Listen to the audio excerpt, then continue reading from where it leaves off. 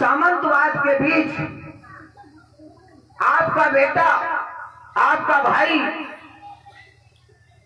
बड़े भाई एडवोकेट चंद्रशेखर आजाद, भाई विनय रतन सिंह जो है अपना घर बार छोड़ करके निकले। उन्होंने बीड़ा उठाया कि मैं अपने बहुजन समाज के हक हुकूक की लड़ाई लड़ूंगा, मैं अपने समाज के अधिकार की लड़ाई लड़ूंगा। हमारे लोग एक प्रार्थना पत्र लेकर के थाने चौकी घूमा करते थे, एक सिपाही भी उनको थाने के अंदर फटकने नहीं देता था। ऐसे जो है उनको हटा दिया जाता था कि वो लोग डर के मारे बेचारे इधर उधर घूमते रहते थे।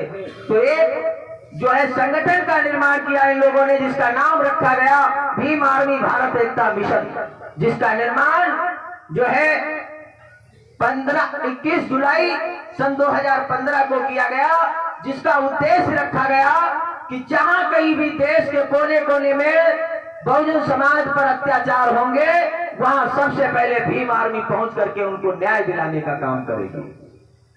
विचार करना मेरे भाइयों, जिस दिन से ये भीम आर्मी संगठन ये उद्देश्य लेकर के समाज में निकला, एक होनहार पौधे की तरह फलता फूलता चला गया।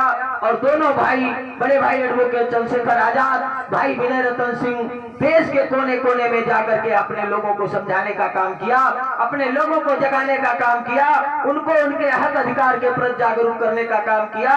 भारी संख्या में लोगों को समझ में आया और ये भीम आर्मी भारत एकता संगठन एक विशाल रूप धारण कर गया और देश के 2800 राज्यों में बहुत बड़ा जाल फैल चुका है। उदाहरण के तौर पर आप लोगों को बता दूं कि माननीय अध्यक्ष जी बैठे हुए हैं, सुनील राठौर, सभी साथी बैठे हुए हैं। हम लोग नगीना में थे, लगभग 1 महीना तक नगीना में रुके।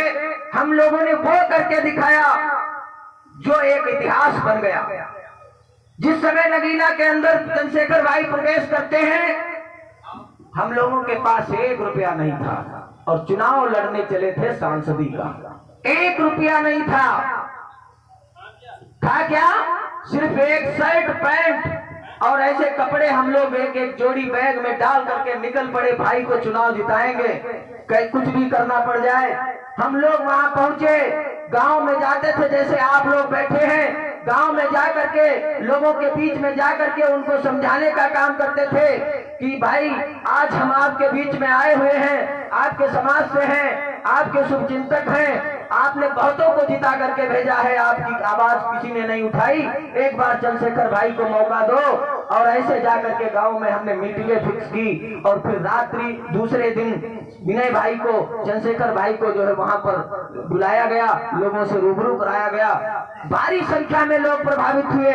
मेरे भाई, हम लोगों ने एक केतली बनाई थी, जो केतली बड़ी केतली थी। केतली तो सभी लोग जानते होंगे, चाय वाली केतली, लेकिन उसमें चाय नहीं थी, केतली खाली थी।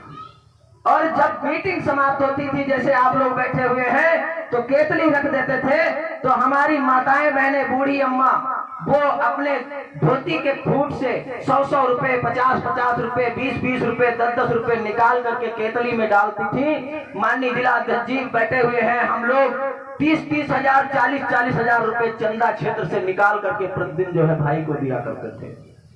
हम लोगों ने एक घर बना लिया, वहां लोगों के बीच में जाकर के उनके दिल के अंदर घर बना लिया, उन्हीं का खाना खाते थे, उन्हीं के यहाँ रहते थे और उन्हीं के वोट से जीत करके आज चंद्रशेखर भाई संसद पहुंचे हैं। आप सभी लोगों से कुछ छुपा नहीं है। आप सभी लोग एक बार हाथ उठा करके बताएं, क्या आप लोगों के मुद्दों पर चंद्रशेखर भाई संसद में बोलते हैं या नहीं बोलते हैं?